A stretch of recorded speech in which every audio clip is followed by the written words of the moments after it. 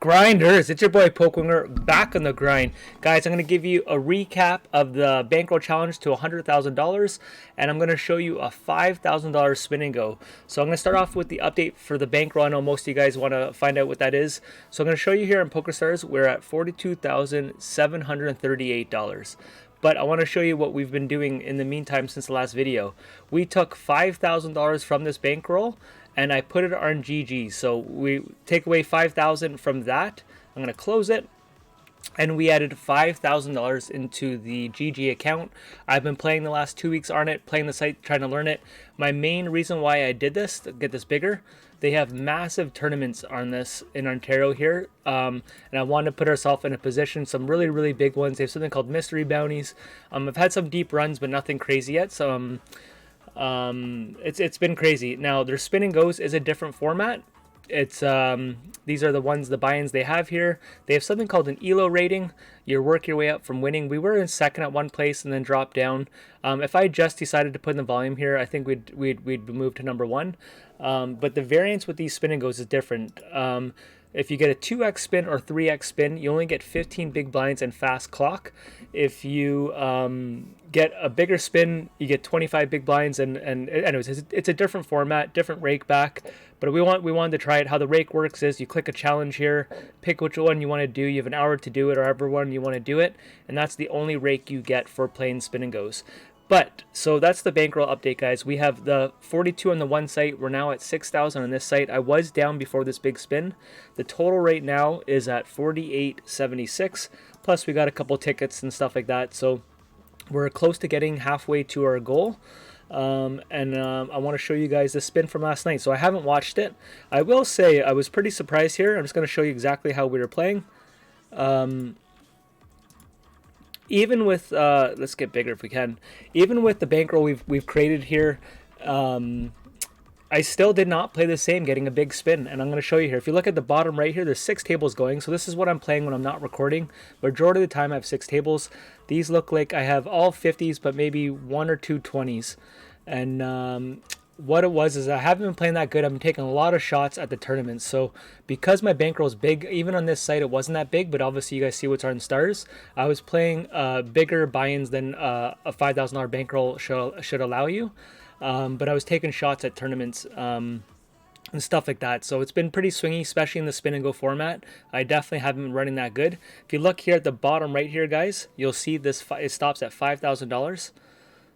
And then it'll show the payout structure. So I didn't know that it wasn't 5,000 for first. On PokerStars, when it says 5,000, it guarantees you the first place is 5, and then other people get paid a little bit. So the payouts here are 3,000 for first, second for 1,500, and third gets $500. So already you're doing pretty good in the spin. First hand, guys, we get pocket jacks. I don't know how to just show you guys that one table, but these other tables finish pretty soon, and I keep moving tables around. So if you want to look at the bottom right, first hand is pocket jacks. Like I said, and look at this, you get 40 big blinds. So I gotta be honest, if you're a spin and go reg and you only do that, it really messed me up having second place have such a big pay jump. You just don't want to punt coming in third. I think because I'm down on the site, I was down. I really wanted to get back in the green. I know it sounds silly. So I think there's some spots that I definitely would play different. We'll look at it here. But I remember when I was playing it, I just didn't feel like I was in a total groove, but it did help with all the tournaments I've been playing, final tables with ICM. I did feel like the two guys, one thing I should have showed you guys, this guy here, on GG here, you can click on people's names and it shows you their total winnings on that. He's over 300,000 and this person here was at 70,000. So it does not mean profit by any means. I'm already at like 25,000 in 2 weeks. And that was with like a break even more or less, or even down some. So all it is every time you cash in, it goes towards your winnings. So it is misleading, but it does show you the volume of players. So I was playing two regular players, right? So my thought with that is, for the most part, is they're not gonna really freeze up. And then I picked up on them the way they were playing a little bit, that they were tightening up, and I was myself. So let's just see how we were playing, and then I'll tell you my thoughts after. It'll be a longer video for you guys, but that's why I started with the bankroll update, just so some of you guys don't want to watch the whole thing. So we're closing some other tables here. Overall, I have mixed feelings with GG spin and goes. The problem with the rake back is, so if you see here, I'm at a challenge right here, right? Look at right there, it shows a challenge. I'm closing the wrong tables here. But the problem is, so let's say you select a challenge and you think you have to play for an hour and you're going after your rake. If something comes up in your life, if you're busy, that's the reason why I started playing spins, so I could jump in and out, and I don't know my schedule. So sometimes I play for a half hour, then I have to stop for a half hour and stuff like that. That means I just played a whole session without getting any rake back. And if you're a spin player, to play spin and goes, it already is you're already paying a high rake to play on the site. And if you're not getting any rake back, it is extremely hard to beat this format. I am a profitable player without rake back, but it is definitely challenging, and you really want to go after some of those rewards, right? That's why this site has, part of your rake back is they have leaderboards. So right here we're in third place for a leaderboard for $50. But these rake backs are huge, and I'm constantly playing spins on this site and without any rake. So let's say I want to play 2 or 3 games. I get pretty much no rake back because you pick the wrong challenge or you pick 50 cents. Like it's a really messed up formula. I get it if you have 8 hours to play, you're not getting up. There's some value there. But for people who come and go, to think that you're playing at times, and if I play this for the entire year, I'm going to have like $20,000, $30,000 in buy-ins without any rake, which is just like crazy to think about. Rake back, sorry. But anyways, let's just focus here, see what happens. So I have obviously middle pair here. Scary board though. I like his bet size. We call. Obviously we're hoping for no heart. Like I said, I didn't feel like I played the best. Scary river here. I really wasn't paying too much attention for the, and we're in a 5x game on the table to the left there. $50, $250 for first. So he gets the river there. I don't mind his play at all. Obviously he's going to raise pre-flop. He's going to stab that board. I like his check on the turn with no heart, and then a safe check on the river, especially with how much is on the line, right? Having that, I'm telling you, having that pay jump 1,000 is so huge here.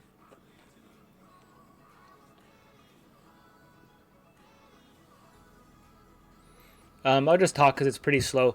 My main plan moving forward for the challenge, guys, is for tournaments, for big tournaments, I definitely going to play GG.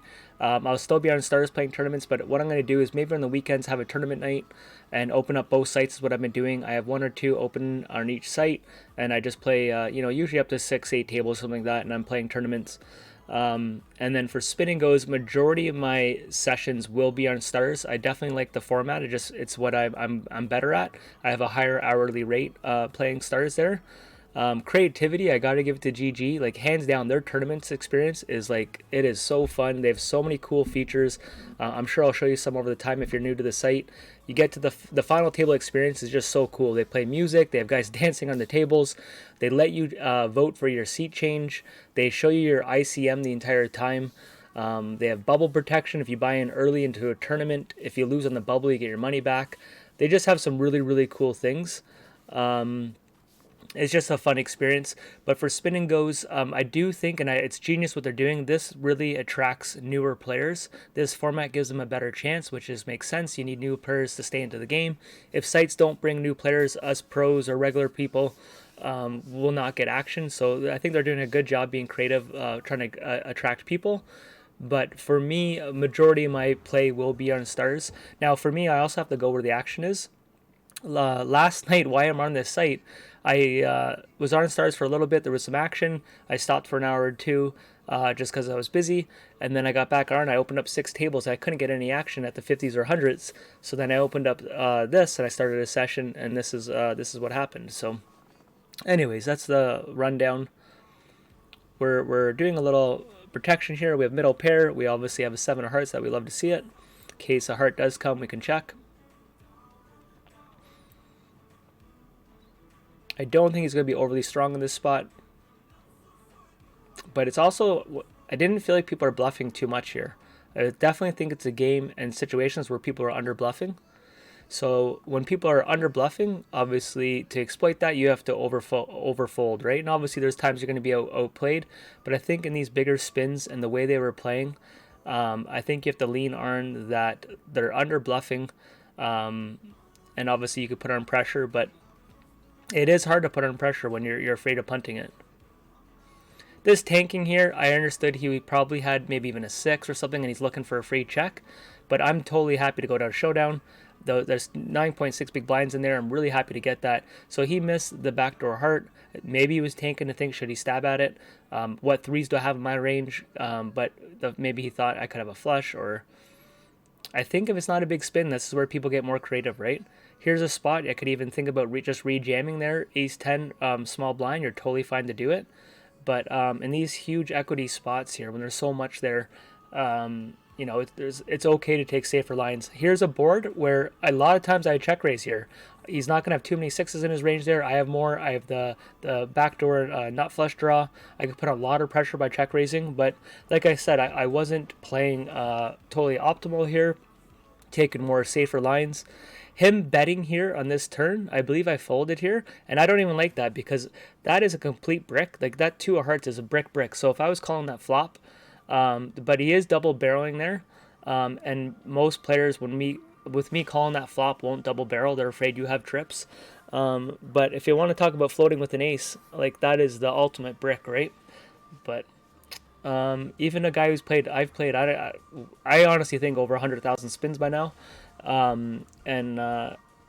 You know, we have a nice bankroll. I've been doing well, and I still tightened up. It's still a big spot, and because, you know, you play thousands of games and without a big spin, and when you finally get one, it's not so much the money. It's just like, you know, it comes so rare, and you want to capitalize on it. And I just still tend to tighten up on them. I do think if it was my normal format, and money goes pretty much second and third already locked up, I think I'd play a bit more optimal. But having this ICM jump really threw me off. Okay, we have bottom pair there, so we have enough equity that we can check it down. The 9's a great card for us, obviously. I think I folded there, and looking at that, shows an 8, so there is 10-8 in his range, obviously. But I don't know, looking at that, I think I easily could have found a call button there.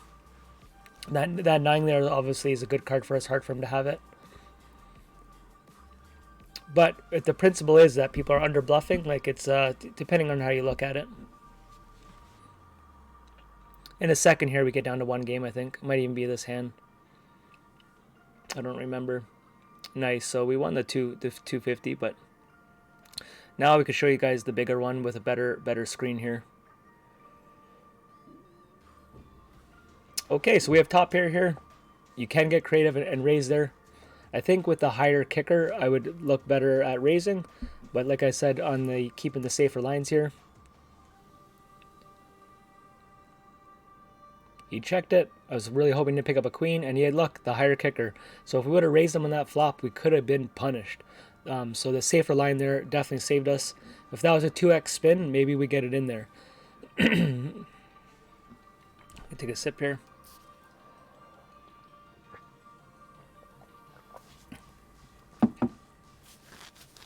This player on the left here has been the guy I just completely owning me on this site so far. Not so much outplaying me, I just can't win an all-in versus him.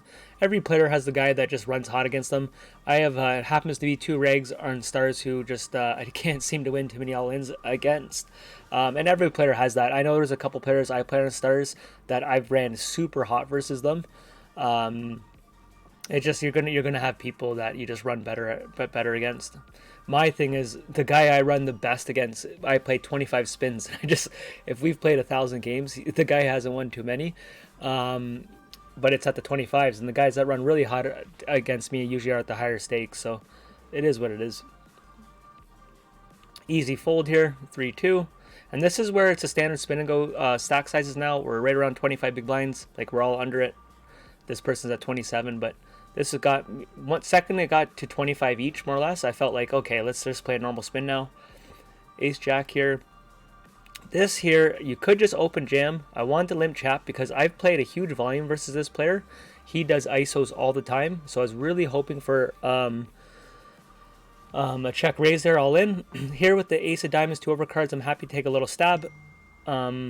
Obviously, he could be. It's a spot where they can raise you a lot with all their bluffs, open end there, flush draws. But with all our backdoors and all that and fold equity, we wanted to take a stab at it. Just gotta answer this. Easy raise with the king 6. He was tanking here. I was wondering if he was thinking about jamming us. So here, I would like a check if I did. Yeah. Or maybe I did stab, eh? I think a check's a better line, to be honest. Just because I don't want to get... We have enough equity, I don't want to get raised off it. And, like, you know, 5-7, 7-8, flush draws like this. Like, yeah, I just put myself in a spot where I did not need to be doing. Good for that person. And when I said they under bluff in these spots, is why I folded there. But a check would have been a much better line there, looking at that.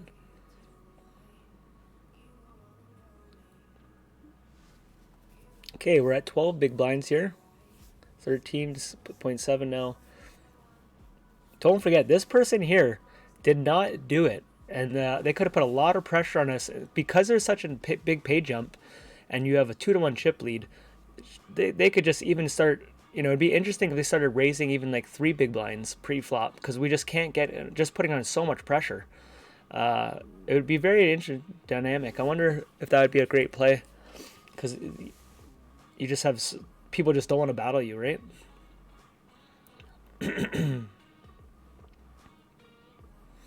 So even with there a couple big spins here in GG, my account's definitely been going up and down. I've been showing you guys the highlights. Make no mistake, to get big spins, you usually have to put in a big volume. It doesn't happen too often. I'm a volume player. I definitely play 6 tables at a time, and in 1 hour, 2 hours, you can put in a lot of action, right? We went for a check raise here, or sorry, a raise there. Get the perfect river card. 7 big blinds is a perfect jam spot. I just felt like he was weak on that turn, is why I went for the raise. I know it didn't look like a normal spot to raise there, but I really thought he was going to fold it, and then we get the Dream River. When he's laughing here, guys, I thought I was out. Him doing that, I'm like 100% he's got the nuts. Ace-3 all day. I was like, GG, good game, I'm out. And then he finds the full button and shows me a 4. So our Jack High was probably good enough, but who knows there. Ace-9 suited here, guys. This is where I hope I jammed. Yeah, so even though I told you I was playing tight, that's definitely a jam spot. Especially, you know, this guy doesn't want to get out early. We got D-negs there with the good luck.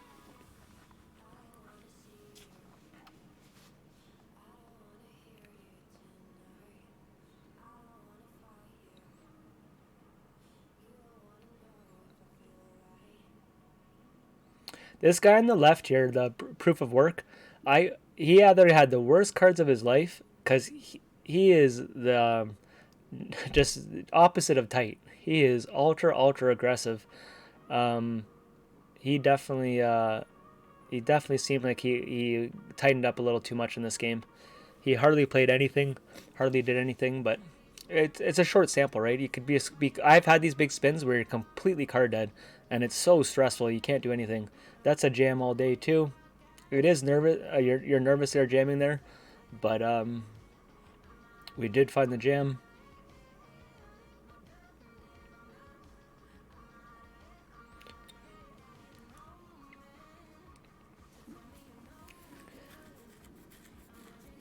Another thing, guys, I've been telling you for years, I'm not one to study. Most of my experience of studying is just watching people on Twitch, YouTube channels, but I've never been a chart guy, programs and all that. I have been in the lab the last week or so. I've been using a tool to study.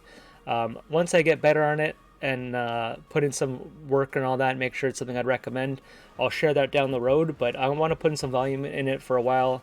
But I have been studying spin and goes, and in a short time I do feel like it's improving my game. I don't think I overly showed it in this game that much, but my normal sessions, there's some spots I really didn't understand, and I think it's going to be a good investment, so we'll find out here. I put on a huge amount of pressure there, thinking we had more queens in our range, backdoor draws than he did. Pocket queens here, easy raise.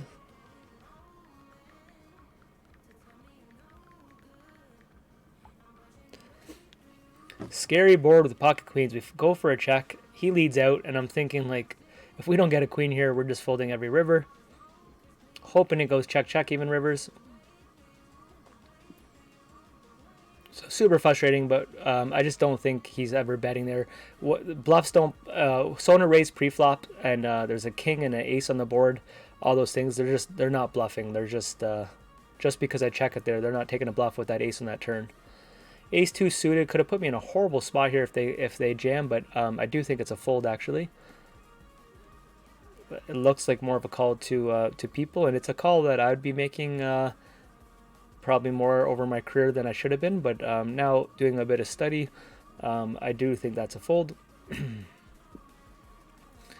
I just don't think they're going to jam on a spot like this. They're going to jam king, queen, 10 jack suited, stuff like that to make that call. And if they do, we're so close in equity.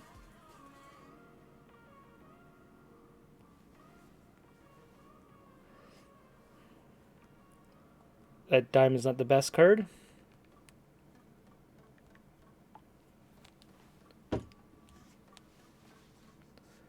Take a little stab. I don't like my bet size here. I should have just bet 1. There's no need for 2. 1 does the same thing, and I'm just risking too much on my chips here.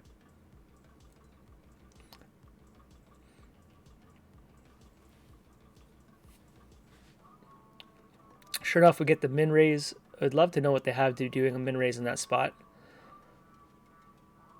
Are they really just outplaying there, or are they nutted? Hard to know. I don't know if too many people are really there putting on that much pressure with the min raise. Good for them if they are. I've played that person before, and I wouldn't put them in that creative of a player to do a move like that, especially in this spot, but you never know. King 8, guys. We're getting close to these awkward call spots. So here's a fold. Now, if it was big, the small blind doing that to me puts you in a harder spot than it coming from the button there. Jack 10 here. If they fold, guys, I'm pretty sure I would jam. I hope I did. I don't know what's going to happen here. But this person here, this chip lead, I really would be interesting if they size up their raise here. Because how many hands do we want to go in with? If she opens up 3 big blinds, like, what are you calling with? It would have been really interesting if they just started sizing up that raise with this ICM pressure. Here we did find the jam, so good for me to not be a complete nit. 7-4, and in this spot here, I was just begging for this person to start playing a hand versus the chip leader. I'm like, as much as I don't want to be, down so much in chips, I'm like, I did want to lock up that second place.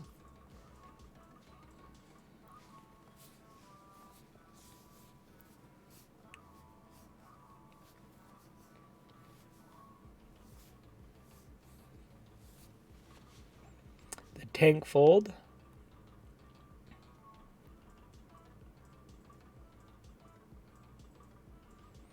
Okay, guys, we are shallow. We are under 7 big blinds there. Easy fold for us, though.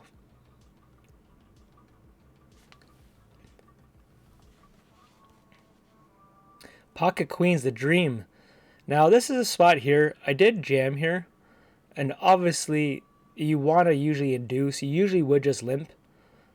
But this guy I decided to jam with, but obviously I could see if I got a snap fold there, people are like, why the hell did you just jam queens?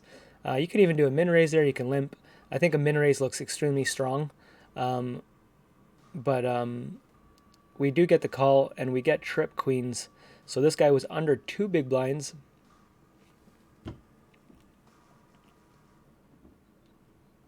Still holding on. Chip leader does not find a call for an extra big blind. We have 10-9 here. We would call that off.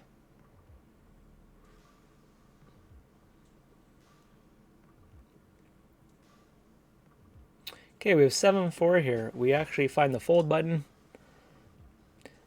This is where a bit of my study is disagreeing with Nash charts. So I find that interesting that a lot of my push shoves in these games, I've been using more of a Nash chart theory in my head, just for heads up, but I apply it to like big blind versus small blind, and I'm learning it might not be the best way to go, but we'll find out. Okay, Jack 7 defending. Do think we have to defend, but I was telling myself we are treading very, very lightly here. if we don't hit anything, because this other guy's down to 3 big blinds. And this is the scary spot by defending here, right? So if he bets pot here and I have top pair, like what a horrible spot would this be? Because I have the guy here who's down to 3 big blinds for $1,000 pay jump. Now, so looking at this, I really should have done a blocker bet, but a check raise would just freaking sting. He goes 5, and this is my thought. If I jam over top of him, most things that call me probably have me beat. So it is a safe line, and I want to give this chance to be tied with this guy who's almost out. So I was right. The bluff wouldn't be able to call us anyways. And this guy being down to 3 blinds, if we would have lost that hand by just calling, we're still in a position to ladder up. I think if there wasn't ICM, there's a chance I just grip it and rip it and go for max value. But because there was, a big pay jump, I went for that there. So now we have a chip lead, guys, a pretty big one. We're at 20 big blinds. One guy's at 7 big blinds, one's at 2. We're in the driver's seat here. This guy's just blinding down, not making a move, which poor guy was probably just completely card dead because he's enough experience that he wouldn't be this nitty. Ace 5. We do have to find a call here versus any position. If they both went all in, it'd be interesting because they're both not punting. But if it was single person, we got to call. Ace King. We're getting the cards where it matters. Here, guys, we have to make the call. Making it look like it's a little harder for us. Can we get 2 knockouts for the win? Ace King versus Ace Jack, complete domination. And he flops the Jack. And we don't get there. This is when you want to break your computer screen on a big spins. You're just like losing your mind. Look, I'm on tilt. But we're still in a good position here. Regardless, then right away we get Ace King. I just go for the jam. Obviously, a min raise probably is better than just jamming it. And he had an ace, so min raise would have been interesting. Okay, if they fold, we got to call for half a big blind, guys. Versus Queen 9. We have the open end here. Can we get it? And we do. For half a big blind, guys. We go, and we just locked up $1,000 pay jump there. So we have $1,500 in the bank, and we have a 2-to-1 chip lead. Goes all in first hand. GG, if you look at these things over here, you can throw these things at your opponents. It's like the smoke, it actually tripped me out the first time someone did it to me. You can't even see your cards. It smokes the whole screen, and you got to wait for the smoke to disappear to see your whole cards. Ace 9 here. I did go for the jam. This is like pretty dicey at the 10. I know it looks easier than it is, but it's not like I was completely pumped. Just like if I see a call there, you're not overly thrilled.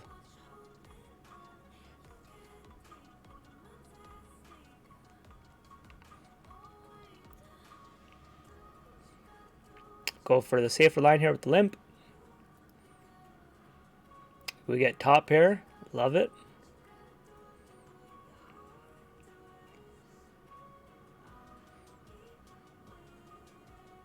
You could do a lot of things. Even checking there would have been very sneaky, right? Here, I played the safer line, guys, because we have such a strong backdoor. And if we get a brick river, he's just not going to put us on the 9. And then we get the dream flush on the river. Perfect river card. And then it's like, how much value can we get? I don't want to just jam him. I'm hoping a 10 could check it because of the flush. Maybe he's got 2 pair combos. I just wanted to get as much value as we can. Maybe I could have just bet 1 to see if he finds a bluff there. So we have him to under 6 big blinds.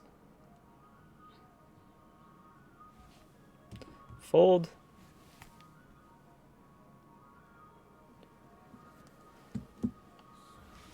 Ace King suited, guys, for the win. We're tanking. And same thing here, guys. I could definitely see people like, why the hell are you jamming here? You could just limp. You can min raise. It's not like Ace King's like but usually when you're this strong, you want to get more action, more value of your hands as opposed to just folding here. But putting on pressure here, seeing if they can find a call button, and they do. With 6-5 suited there. Scary, scary flop, guys. Now the turn gives them more outs for a straight. I'm freaking pooping my pants, and we hold up, guys. So we happen to win a big one. I've lost a lot of these big ones over my career, and we get $3,000 for first place. So I hope you guys enjoyed that one and the update on the videos. I showed you guys the new bankroll. So please smash the like button, subscribe if you haven't, guys, and we're going to keep doing this challenge. Hopefully $50,000 is around the corner. We'll be halfway, and I'll see you guys in the next video. Let me try to close this somehow. I don't know how to do that. Okay, guys, peace out.